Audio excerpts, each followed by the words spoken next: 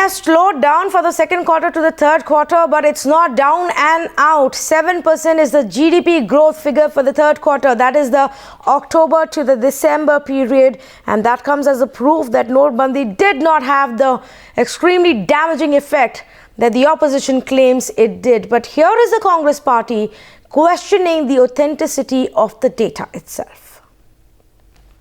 They should stop peddling lies. The fact is the country's economy has hurt very badly. Earlier it was flat growth, now there is negative growth. Where is the growth taking place? When all the fundamentals of the Indian economy have nosedived. Amit Shah does not understand economics at all, nor does Narendra Modi ji. And I must say, with full sense of responsibility, one is that if they say it is 10% growth, then they are either questioning the very wisdom of the Indian people and taking them for granted and as fools. Because if it was 10%, how come you have the credit offtake for industry lowest in 40 years? You have investment rate in negative, manufacturing in the negative, gross capital formation in the negative for the first time in real terms, existing industrial capacity is not being utilized, jobs not being created but jobs being destroyed. So how can you say that these are signs of a healthy and galloping economy? No economist in the world would agree with that, is rubbing salt in people's wounds. The real strength, where 50% of the growth comes, is the unorganized sector. And then the agriculture. Was what has happened since November 8th. Factories have been shut. In some cases, 70% of the factories in labor-intensive sectors, but in unorganized sector, have been shut down. Those are not the numbers which are coming out. The numbers which the government peddles are suspect. And they only carry a very narrow data base, that is of the big industries. Samir is on the phone line with more details. Samir, now, of course, Congress was one of the parties leading from the forefront, saying that this is going to have a damaging effect. Manmohan Singh said that it's going to shave off almost 2% of the GDP income. Now, they seem to be suspecting the data that has been released by the CSO.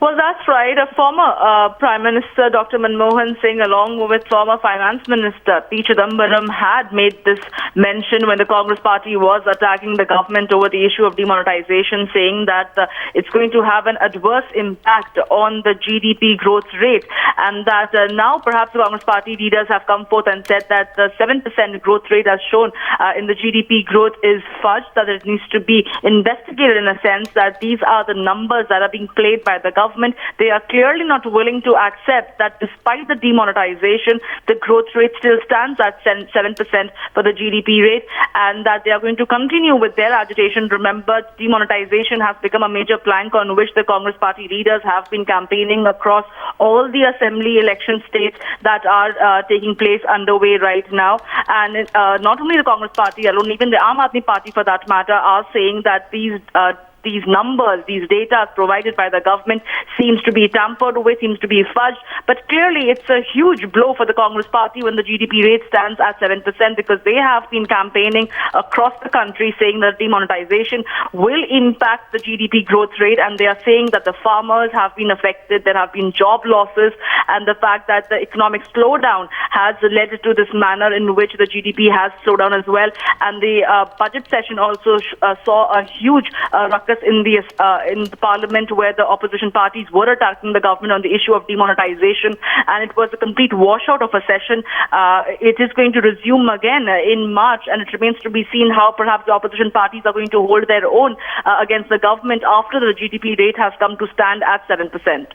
All right, Samir, thanks so much for joining us with the latest. Of course, one would expect this to become a big controversy tomorrow as well, as Congress picks this up.